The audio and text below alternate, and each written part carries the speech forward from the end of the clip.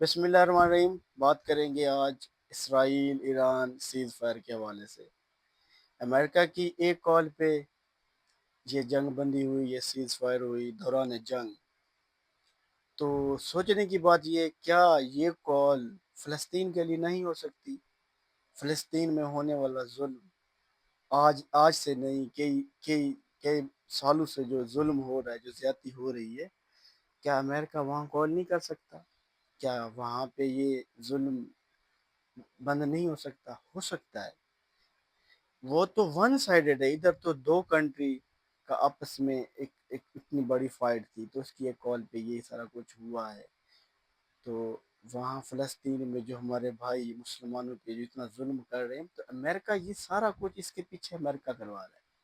امریکہ چاہے تو ایک سیکنڈ کے اندر فلسطین میں ہونے والا ظلم اس کو روکا جا سکتا ہے۔ سوچنے کی بات یہ ہے کہ دنیا میں 57 مسلم ممالک ہیں ہمارے، پورے کے پورے تماشائی بنے ہوئے ہیں۔ ظلم، اتنا بڑا ظلم ہو رہا ہے، اس پہ کوئی بات نہیں ہو رہی۔ کیا یہ جنگیں ہمارے حضور پاک صلی اللہ علیہ وسلم کے دور میں نہیں ہوئی تھی؟ ہوئی تھی، تب بھی کفار کے خلاف جنگیں ہوئی تھی، لیکن اب اتنے زیادہ ہم مسلمان پاور میں ہوتے ہوئے عرب کنٹری کو دیکھ لیں، کوئی نام ہی نہیں لے رہا۔ اب بات کرتے ہیں، آپ کو بتاتا چلوں کہ یہ سیز فائر کیوں ہوا۔ ایران نے بڑی جرت اور بڑی بہادری سے جو مقابلہ کیا ہے، 150 سے 280 ایسے میزائل داغے ہیں اسرائیل پہ، جو ان کو خبر تک نہیں تھی، ان کے وہم و گمان میں تک میں نہیں تھی یہ بات۔ سپر سونک میزائل، یہ ایسے لیٹسٹ ٹیکنالوجیز سے یہ میزائل ہے جو انہوں نے اسرائیل میں جا کر تباہی پھیلائی ہے۔ ان کا آئرن ڈوم کیا ہے، انہوں نے فخر کرتے تھے کہ ہمارا جو آئرن ڈوم سسٹم ہے، جو ڈیفenس سسٹم ہے، بہت اسٹرانگ ہے، لیکن ان میزائلوں نے جا کر تہس نہس کر دیا، آئرن ڈوم کو تباہ کر دیا۔ اس کے علاوہ ان کے جتنے ڈیفenس سسٹم تھے، ان پہ انہوں نے اٹیک کیا، ان کو تباہ کر دیا۔ تو ان کے تو وہم و گمان میں یہ بات نہیں تھی، ان کو تو یہ تھا کہ ہم جی ایران کو تباہ کر دیں گے، اس پہ اٹیک کر دیں گے، لیکن اللہ پاک کی جس کے ساتھ مدد ہوتی ہے، اسے کوئی دنیا کی کوئی طاقت اسے ختم نہیں کر سکتی۔ ایران کے ساتھ اللہ تعالیٰ کی مدد تھی، ایران نے بڑی بہادری اور جوش کے ساتھ مقابلہ کیا، اور ایسے ایسے میزائل داغے جو پوری دنیا نے دیکھے۔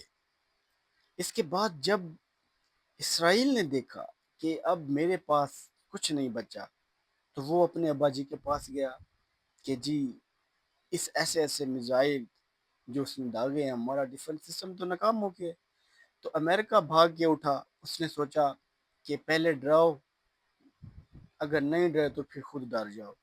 تو امریکہ نے حملہ کیا ایران پہ، لیکن ایران کی بہادری کو سلام کہ انہوں نے بجائے اس کے ڈرنے کے، اللہ تعالیٰ پہ ان کا یقین تھا، حضور پاک صلی اللہ علیہ وسلم پہ ان کا پختہ یقین تھا، انہوں نے ایران نے الٹا امریکہ پہ حملہ کر دیا۔ جیسے ہی امریکہ پہ حملہ کیا تو امریکہ کو ہوش آیا، اس نے فوراً سیز فائر کرایا، جنگ بندی کرائی، کیونکہ امریکہ کو پتا تھا کہ اگر اب ایسا نہیں ہوتا تو یہ ورلڈ وار 3 سٹارٹ ہونے والی ہے، جس میں امریکہ کو بہت زیادہ نقصان ہونے والا تھا۔